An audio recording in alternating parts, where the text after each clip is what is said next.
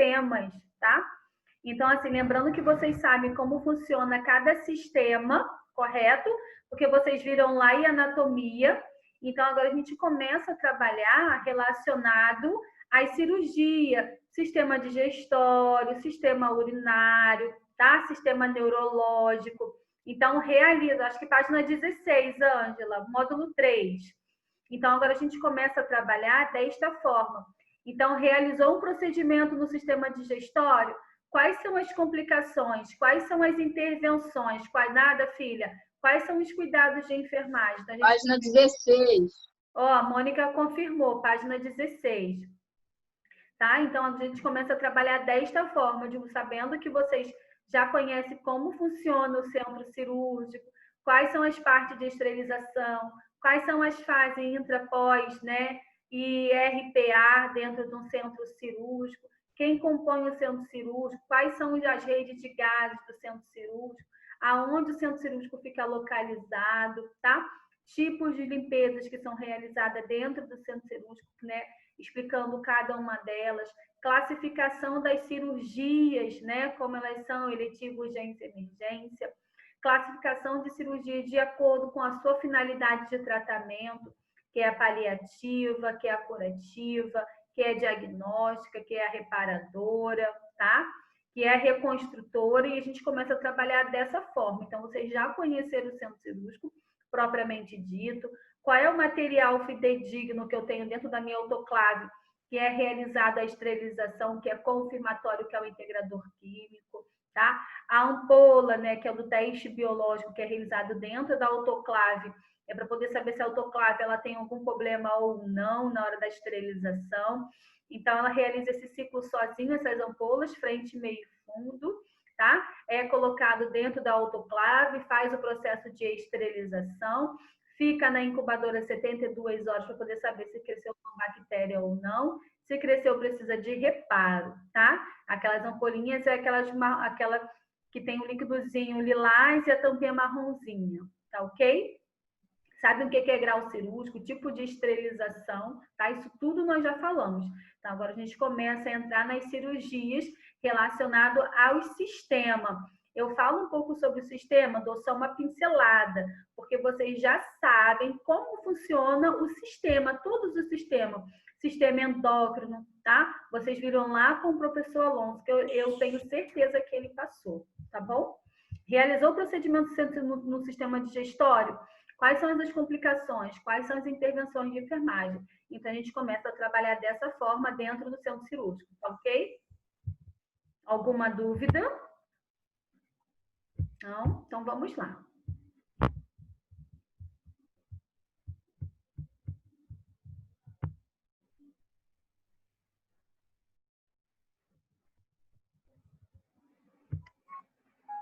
Boa noite.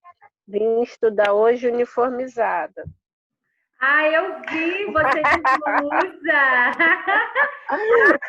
Elaine. Tem que usar, né? Não foi barato, então vamos usar, né? Vamos usar. Vamos fazer o que valeu, né? Pois é. Excelente. Boa noite, filha. Boa noite. Então, vamos lá. Então, a gente começa a falar do sistema digestório, tá? O sistema digestório ele é conhecido como sistema digestivo ou aparelho digestivo, é a mesma coisa.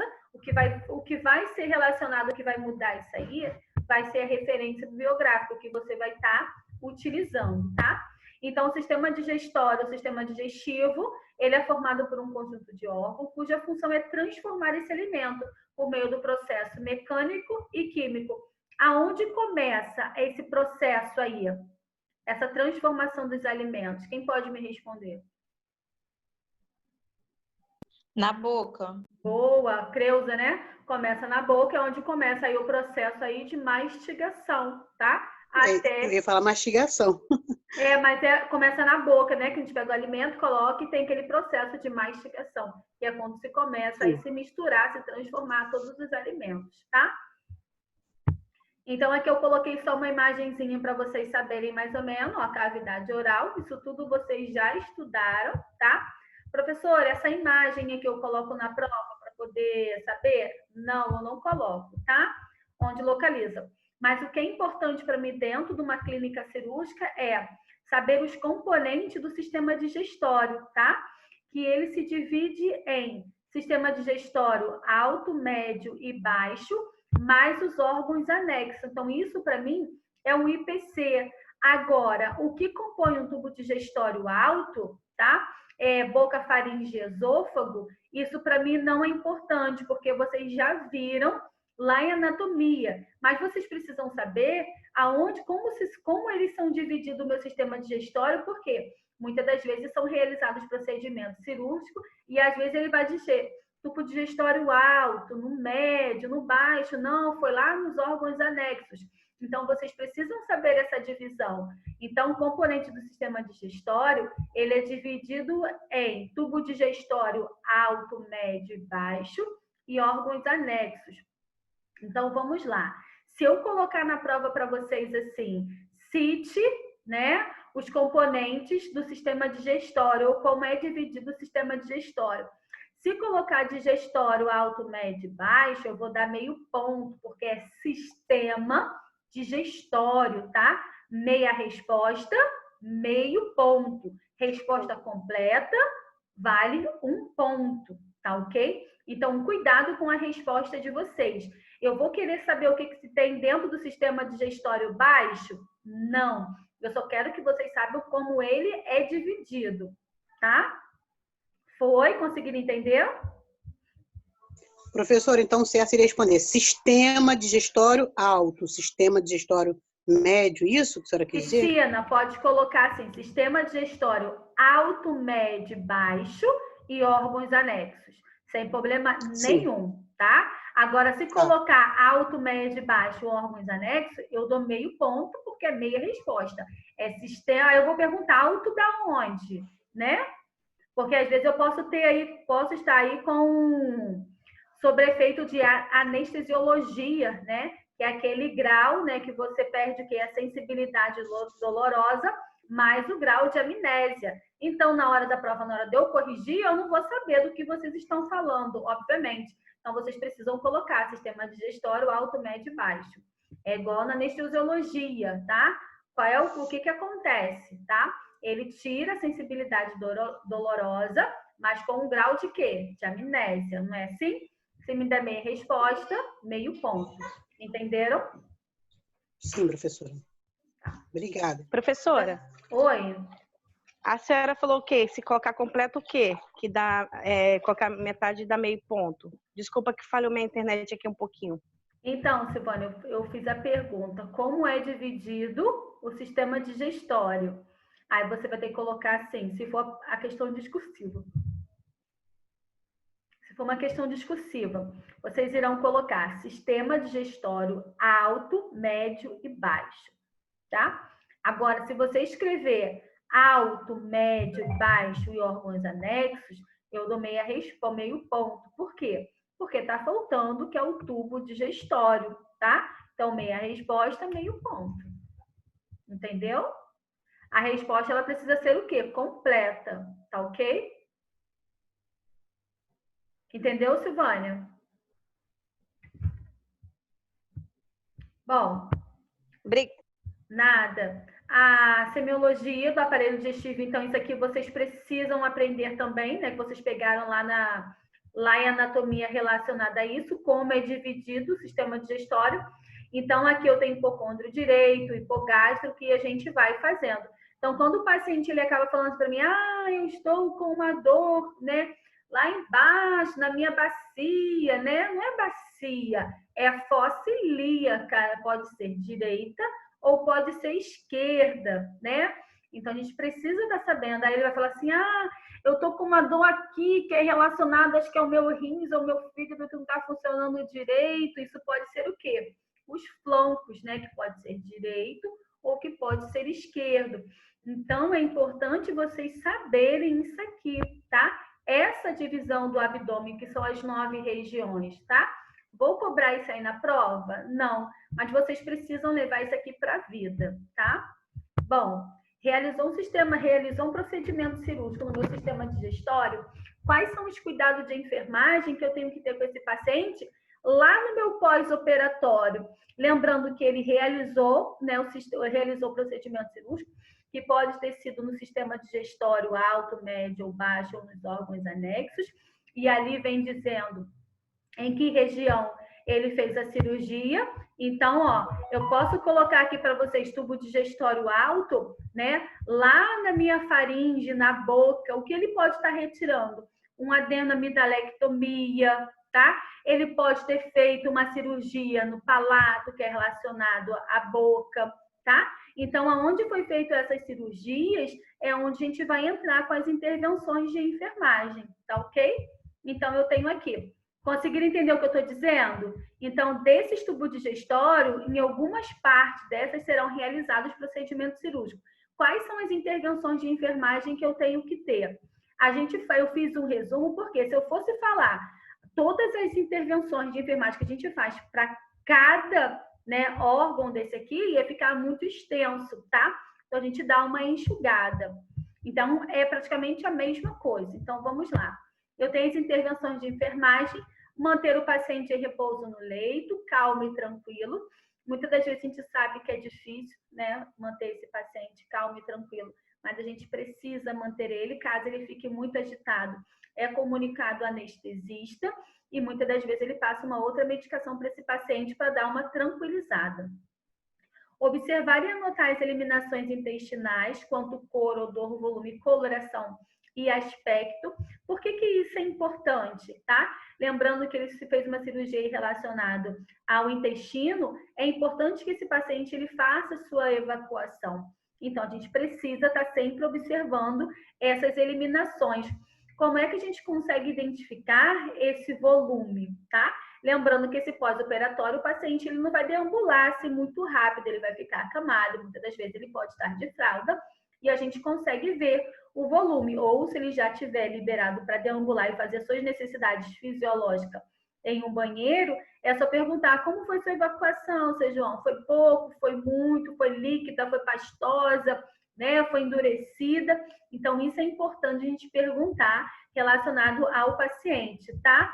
E a cor, né? Quem é que não faz cocô e não olha seu cocô antes de dar descarga? Isso é normal, a gente olhar, levantar do vaso, olhar e ver o nosso cocô. Isso é fato, né? É raro uma pessoa não fazer isso, né? Eu, pelo menos, faço. Preciso olhar meu cocô para ver se tá tudo certinho, tá? Todo mundo olha o cocô. Todo mundo olha o cocô. Quando vocês olharem o cocô de vocês agora, que vocês acham que vocês não olham, só que, caraca, bem que a professora falou, vocês vão olhar o cocô de vocês agora, tá? E eu aprendi que quanto mais, melhor, né?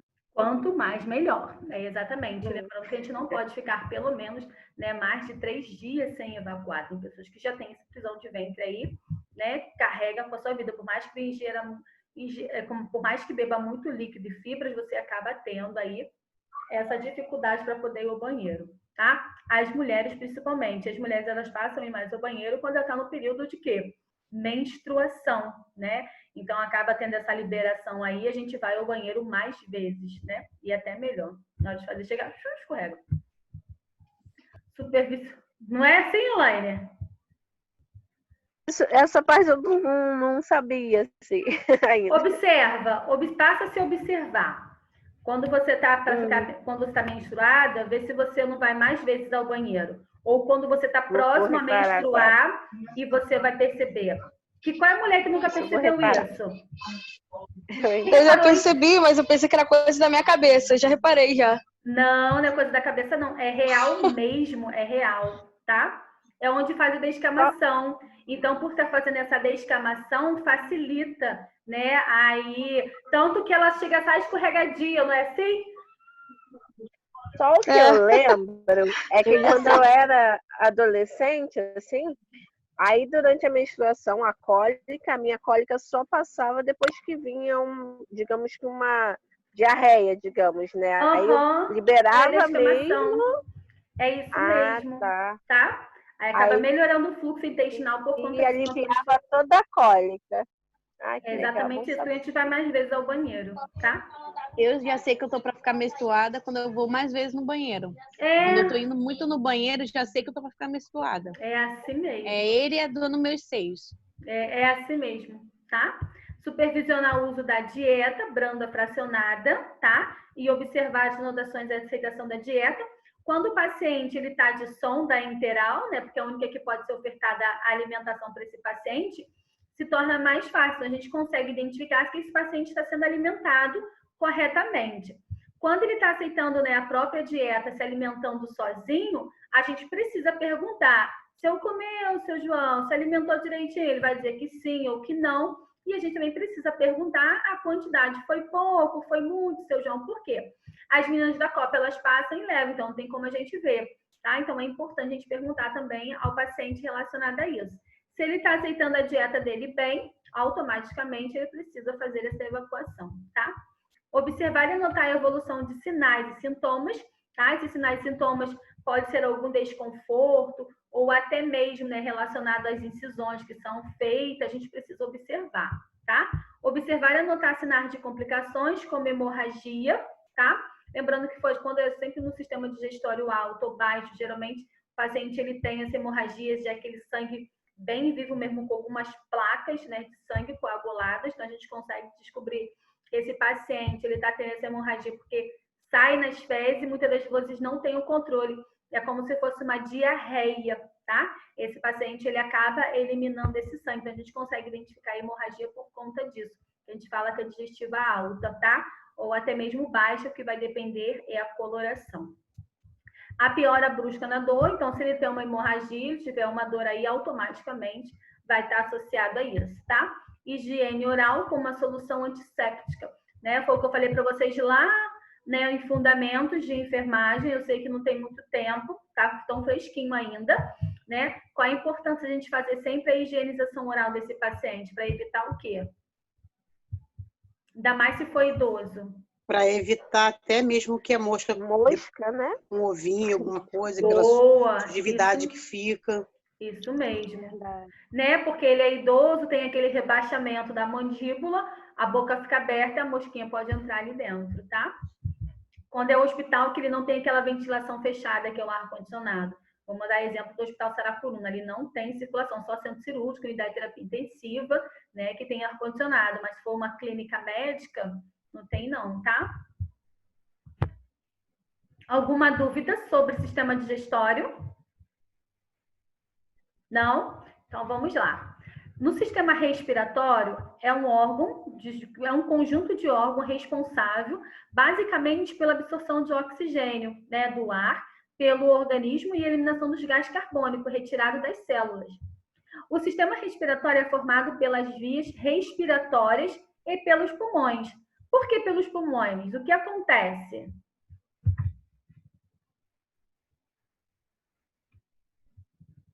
É nos pulmões que tem a troca gasosa, né? É a troca gasosa. Dá o nome de quê, Elaine? Aí, professora, aí... Qual o nome que se dá, gente? Hematose. Boa, hematose, né? São as hematoses que são feitas aonde? Nos pulmões. Nos pulmões, nos alvéolos pulmonares. Boa, tá? Os órgãos que compõem as vias, isso aqui é muito importante, tá? O IPC. Os órgãos que compõem as vias respiratórias são cavidades nasais, faringe, laringe, traqueia e brônquios. Isso aqui também, para mim, é muito importante por conta dos procedimentos cirúrgicos, tá? Então, ó, o sistema respiratório é formado pelas vias respiratórias, tá? Ó, vias respiratórias. E os órgãos que são divididos que compõem, né, as vias respiratórias são cavidade nasal, faringe, laringe, traqueia e brônquios, tá?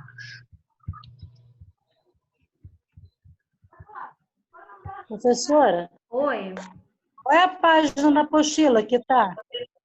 Vê se não é na página 17. 18. 18. professora. Obrigada. Nada. Então, ó, aqui a gente tem uma outra imagenzinha que vocês já conhecem essa imagem, né? Porque vocês pegaram lá em anatomia, tá?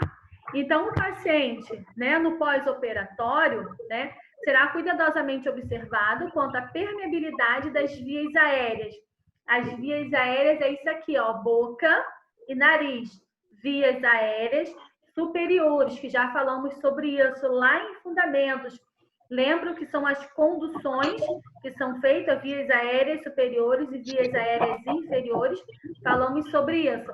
A parte boa de ter dado fundamento para vocês é que vocês não podem falar assim, a professora não falou disso. E a professora falou que a professora fui eu, tá? Essa é a parte boa. E a ventilação também pulmonar, a frequência cardíaca, amplitude de ruídos, é quando se tem roncos, sibilos, estertores, tá? Então, isso só a gente acaba o quê? Ouvindo ou auscultando. Toda vez que a gente está com esteto, a gente faz o quê? Uma ausculta, tá? E quando a gente consegue ouvir o paciente ali roncando, tendo aqueles sibilos, a gente o quê? Escuta porque eu não estou utilizando aquele aparelhinho, tá? Também será observada a presença ou não de desconforto respiratório referido pelo paciente ou verificado pela triagem intercostal.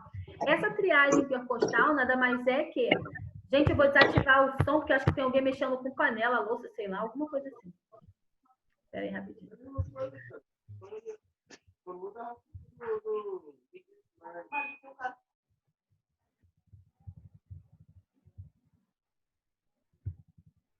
Então, o que acontece? Quando esse paciente ele começa, né, utilizar, né, essa tiragem intercostal, muitas das vezes ele vai estar utilizando o quê? As musculaturas acessórias. É quando ele faz aquele esforço todo para respirar e que muitas das vezes, né, o tórax dele acaba ele um pouco mais e ele tem batimento de asa de nariz. Tem gente que sabe fazer. Eu não sei, faz assim, ó. E o nariz mexe, tá? Tem gente que consegue fazer sem ter batimento de asa de nariz, mexer com o nariz, ficar bem aqui, ó.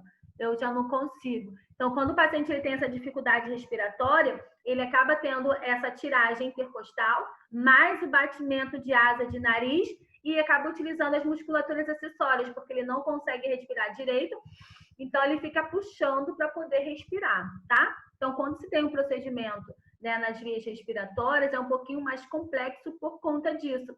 Então, quando o seu coração ele não consegue bombear de uma forma correta e tem essa complicação, automaticamente não está mandando oxigênio, o cérebro manda o coração bombear mais forte, porque precisando dos alvéolos pulmonares precisa ser feito a hematose e manda sangue para todo o corpo. Quando isso acontece, você acaba ficando prejudicado por conta disso, tá?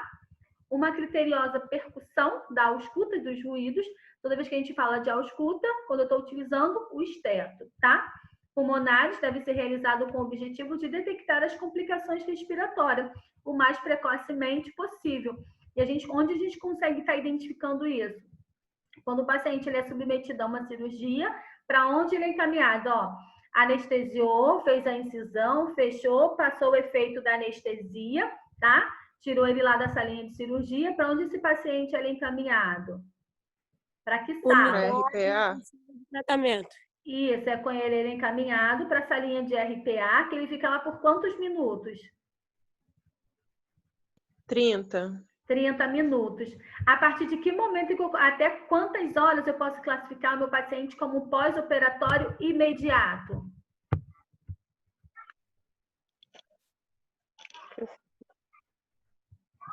Quantas horas? Até 48 horas. Até 48 horas ele é classificado como pós-operatório imediato. Bom, realizou o procedimento cirúrgico, quais são as intervenções de enfermagem que eu tenho que ter com esse paciente? Então, ó, eu vou deixar bem claro aqui para vocês. Então, geralmente nos órgãos específicos, tá explicando aí para vocês qual é o ponto ápice, né? Quais são as intervenções que eu tenho que ficar de olho para eu poder prever e prevenir as possíveis complicações lá na minha salinha de RPA ou mesmo quando meu paciente ele vai ao parto. Aqui, ó, intervenção de enfermagem, aferir sinais vitais e níveis de oxigenação. A cirurgia dele não foi relacionada às vias aéreas superiores ou inferiores, tá? Então, eu preciso observar o quê? Quanto que está o nível de oxigenação dele. Através de que eu consigo estar identificando? Qual o nome do aparelho que é utilizado? Oxímetro. Oxímetro de pulso, né? O que é fidedigno para poder saber níveis de oxigenação na corrente sanguínea? Tem um exame que é realizado. Qual é o nome desse exame? Um minuto de silêncio. Jesus vai tocar na cabeça de vocês. Alguém vai me responder. Eu não sei não, professora. Para avaliar a quantidade de oxigênio, né? Oximetria, alguma coisa assim? Gasometria, boa. Gasometria arterial. Ela é a única que é fidedigna, que dá a porcentagem certinha de oxigênio que se tem na corrente sanguínea, tá? Lembrando que o oxímetro de pulso, ele é um parâmetro, já a gasometria não. A gasometria arterial, ela já é fidedigna, tá? Ela me dá a porcentagem certinha, tá? Promover alívio para o desconforto de dor. Então, a gente precisa colocar esse paciente confortavelmente para poder manter sempre a traqueia dele livre, para ele poder ficar tortinho, para poder não dificultar essa troca gasosa, tá? Administrar oxigênio sempre que for necessário. Quem é que prescreve? Quem pode prescrever? Eu posso administrar até quantos... Eu posso administrar até quantos enfermeiro ou médico. Tá, então vamos lá. Eu posso administrar até... Nós podemos administrar até quantos litros? O técnico pode administrar até 3 litros. Isso. Quem vai determinar a maior quantidade de litros, acima de 3? Somente o médico. Somente o médico. Nós temos o respaldo de até 3 litros. Mas quem vai determinar quantos litros por minuto a mais é o médico, tá? Então, administrar oxigênio se necessário. Estimular a mobilização precoce no leito de deambulação, lembrando que aqui vai ser de acordo com a orientação médica. É ele que vai determinar, tá? Até porque, se ele tiver aí com uma dificuldade respiratória, eu posso colocar esse paciente para deambular? Posso? Não, né? Eu vou piorar esse esforço desse paciente, tá? Verificar a consistência e aspecto das secreções, catarro mesmo, tá? Se está esbranquiçado, se está amarelado, então a gente consegue identificar. Quando ela está verdinha, é sinal de quê? Inflamação. De uma infecção, né? Quando ela está bem verdinha mesmo, tá? Hidratar o paciente se necessário, que é através de um soro, tá? Um acesso venoso periférico, é o médico que vai determinar, tá? Manter o nebulizador e umidificador com nível de água adequado, para poder fluidificar, né, aquele ar, para poder esse paciente conseguir fazer essa troca gasosa, tá?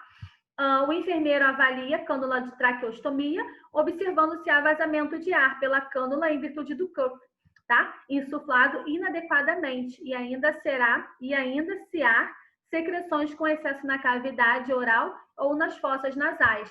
Então, o cuff nada mais é que é um tubozinho, tá? E ele tem 2 balonetezinhos do lado e ele precisa ser insuflado para ser o quê? Ficar anexado na traqueia. Só que quando o paciente ele fica muito tempo, né, numa unidade de terapia intensiva, a gente tem que esvaziar um pouquinho aquele balonete, porque pode causar o quê? Uma lesão, porque ela está comprimindo. Mas ela precisa estar um pouquinho insuflada para poder manter aquilo ali preso.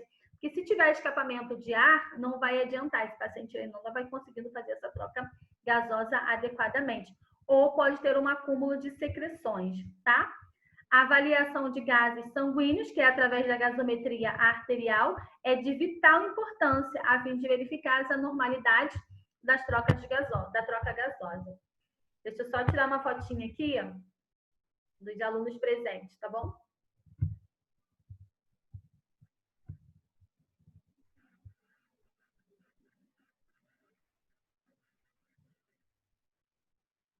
Esperem só um pouquinho. Já tá em 1 minutinho, já vai acabar, tá? Só a gente voltar no mesmo link, tá?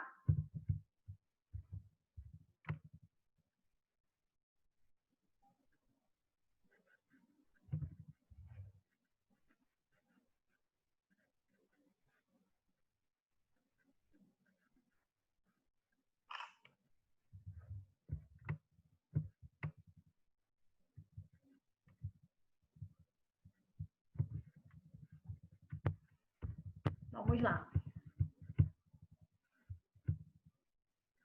Sistema endócrino, tá? Compreende o hormônio, que são substâncias formadas por proteínas ou aminoácidos esteroides, sendo secretadas pelas glândulas especializadas e, quando lançada na corrente sanguínea, apresenta uma ação local ou sistêmica.